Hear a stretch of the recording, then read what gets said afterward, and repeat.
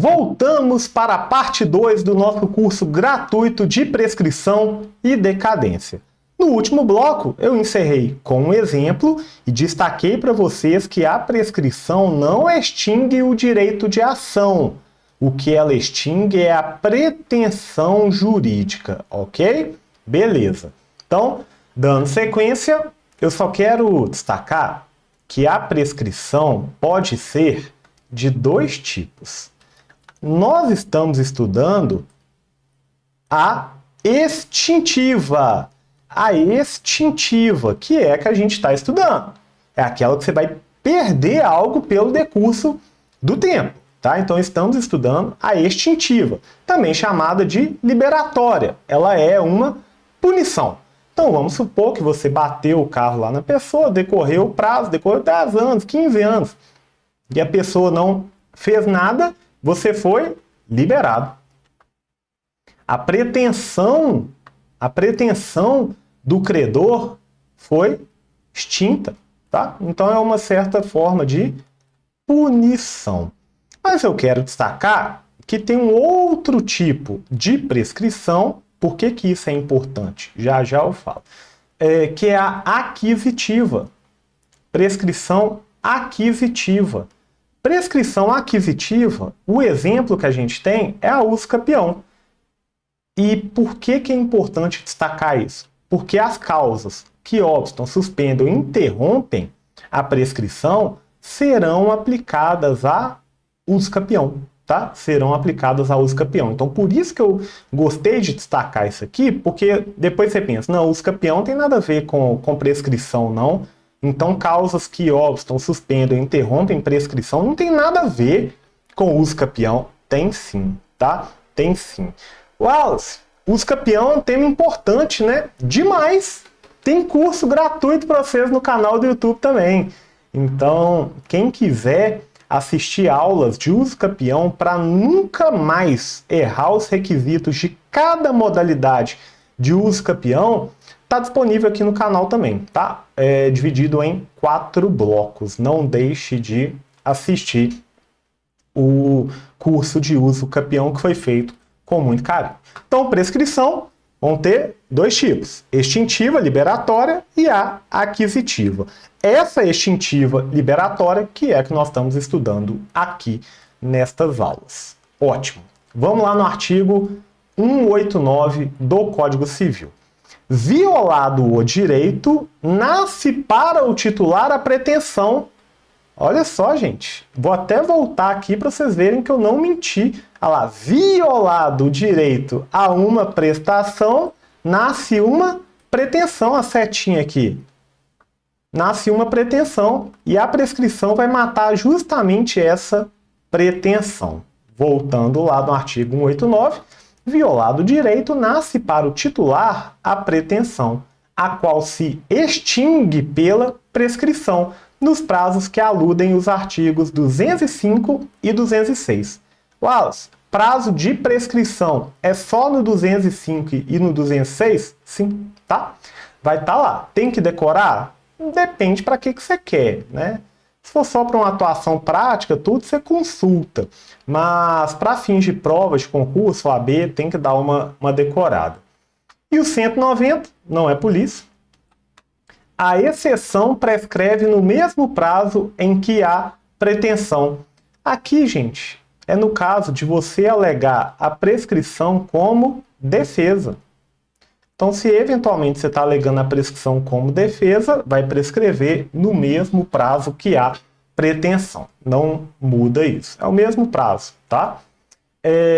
Ótimo. É possível renunciar à prescrição?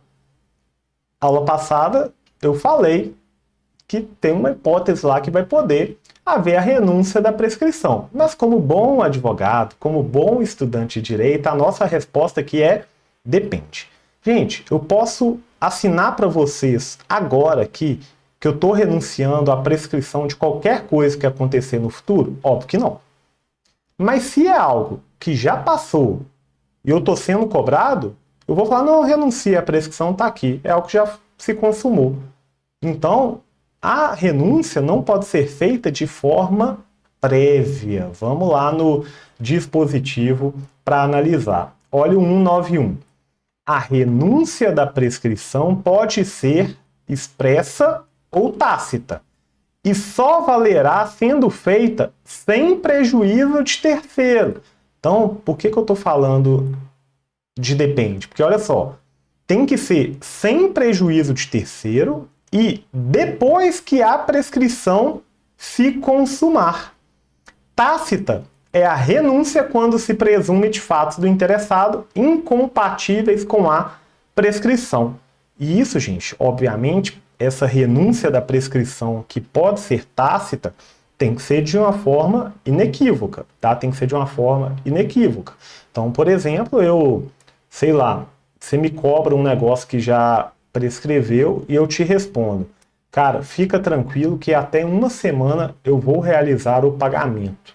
Isso mostra o quê? Que eu estou renunciando à prescrição. Estou deixando claro que eu vou pagar. Tá? Deixando claro que eu vou pagar. Beleza. Então, só para fixar mais uma vez, não se admite a renúncia prévia da prescrição. Não se admite a renúncia prévia da prescrição. Tomem muito cuidado com isso daí. Ótimo. Prescrição pode ser conhecida de ofício pelo juiz? Sim. Tá? Sim. Mas tem uma condição. O que é conhecer de ofício? Né? De ofício é quando a parte não alega. Né? Quando a parte não alega. O juiz verifica que está prescrito e ele vai conhecer de ofício, sem ser provocado. Sem ser provocado. Só que o novo CPC traz, né, o princípio da vedação à surpresa. Princípio da vedação da decisão surpresa. Até coloquei aqui, ó. Princípio da vedação da decisão surpresa. Imagina só que o juiz pega e fala, tá prescrito, encerro aqui, encerro o processo, dá a sentença, acabou. Aí o outro fala, não, mas peraí, eu ia renunciar. Ou o autor fala, não, tá prescrito não, ó, teve essa causa aqui de interrupção. Qual que é o raciocínio disso aqui? O juiz pode conhecer de ofício? Pode, mas ele deve ouvir as partes antes para verificar se não houve renúncia. Então, o juiz até pode conhecer a prescrição de ofício, mas ele tem que ouvir as partes antes. Ele vai dar a oportunidade para as partes se manifestarem. E assim não haverá surpresa para as partes quando tiver a decisão. E aí, gente, todos os princípios processuais vão se aplicar. Aqui a gente vai falar, por exemplo, no contraditório. Contraditório não é só ciência. Um contraditório efetivo envolve a possibilidade de manifestação e a possibilidade de influência. Então, essa manifestação das partes não é meramente uma ciência. Tem que dar oportunidade para elas se manifestarem e poder influenciar a decisão do juiz. Esse é o princípio do contraditório efetivo, né? Quando ele é efetivo. CPC, a fundamentação disso aqui, que eu estou falando sobre a prescrição, olha só o artigo 487. Haverá resolução de mérito quando o juiz 2. Decidir de ofício ou a requerimento sobre a ocorrência de decadência ou prescrição. E aí vem o parágrafo único. Ressalvada a hipótese parágrafo 1º do artigo 332, vírgula, a prescrição e a decadência não serão reconhecidas sem que antes seja dada às partes oportunidade de manifestar-se. Para quê? Para que seja observado o princípio da vedação da decisão surpresa, o princípio da não surpresa das partes, que importa entender o significado do que isso representa. Então, a prescrição pode ser conhecida de ofício pelo juiz? Pode, mas não pode ser de forma surpresa para as partes. Alguns artigos aqui, vamos ver aqui, ó, esses artigos. Artigos 192. Os prazos de prescrição não podem ser alterados por acordo entre as partes. Gente, não existe prazo prescricional convencional. Ah, Wallace, eu já vi um negócio de decadência. Sim, a decadência pode ser convencionada, mas nós estamos aqui estudando a prescrição. Prescrição é somente prazo legal, trazido pela lei. E onde que está esse prazo trazido pela lei? No 205 e no 206. Então, prazo de prescrição não pode ser convencionado pelas partes. Artigo 193. A prescrição pode ser alegada em qualquer grau de jurisdição pela parte a quem aproveita. Então, como em regra, gente, a alegação de prescrição não preclui, como regra. Mas por que eu estou falando isso? De como regra? Porque esse qualquer grau de jurisdição, ele é entendido como somente nas instâncias ordinárias. Porque nas instâncias extraordinárias, os tribunais superiores, né, o STF, vai depender de um pré-questionamento. Então, pode ser reconhecido lá na instância extraordinária? Pode, mas aí vai ter que estar preenchidos os requisitos, como um pré-questionamento. Nas instâncias ordinárias, aí não tem esses requisitos, né, do pré-questionamento. Mas, de fato, ela pode ser alegada em qualquer grau de jurisdição. Só tem que ter atenção se não vai ter outros requisitos aí. 193, então, ok. 195. Os relativamente incapazes. Quem que são os relativamente incapazes? O critério etário é entre 16 e 18 e tem ainda o critério lá do artigo 4º. Porque quando a gente pega idade, menor de 16 é absolutamente incapaz. Artigo 3º do Código Civil. Lá no artigo 4º vão ter os relativamente incapazes. De idade é entre 16 e 18. E aí os outros, né, que não tem discernimento, ébrio habitual, né, viciado em tóxico, pródigo, vocês vão dar uma olhada para mim lá no artigo 4º. Mas lembrar que absolutamente incapaz é somente o menor de 16. Só. Ah, o auxílio deficiente mental. Não, cuidado, tá? Desde do estatuto da pessoa com deficiência, ninguém é considerado incapaz, absolutamente incapaz, por conta de uma deficiência. Cuidado com isso. Veja lá o artigo 3º e o artigo 4º.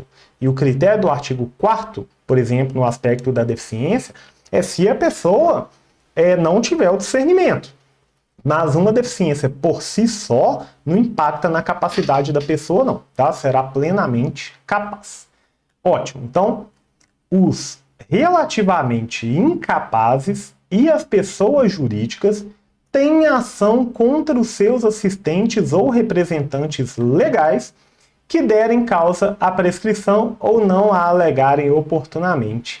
Então, gente, se você está sendo assistido ou representado e esse assistente ou representante der causa à prescrição ou não alegar, vai ter o direito de ação contra elas. 196.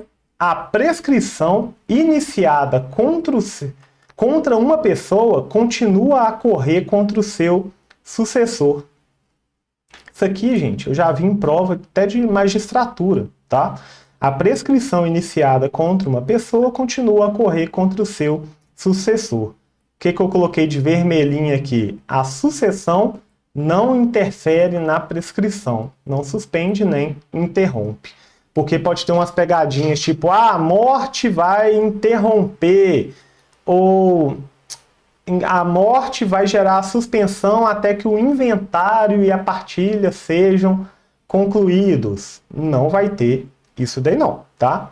Não vai ter isso daí não. Cuidado, a prescrição iniciada contra uma pessoa continua a correr contra o seu sucessor.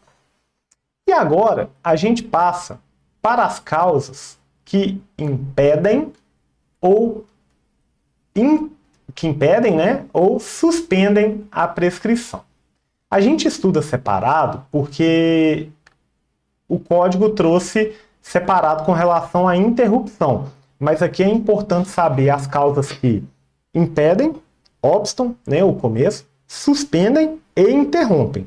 A gente vai estudar primeiro as duas, que estão lá nos artigos 197 a 201, e depois a gente estuda as causas que interrompem, que estarão no 202 a 204. Mas prometendo para vocês, cumprindo, né, o que eu prometi para vocês, de ter vídeos curtos, diretos ao ponto, sem enrolação, né? Como já passamos aí de 15 minutinhos, vamos fazer um pause aqui para a gente continuar no próximo bloco com as causas que impedem ou suspendem a prescrição. Conto com vocês no próximo bloco. Não deixe de ver, ok? Até porque quem não vê, cai na OAB. Cai na sua prova quando a gente não vê o vídeo aqui que eu postei para vocês de graça. Beleza? Gente, agradeço a atenção de vocês e até o próximo bloco. Valeu!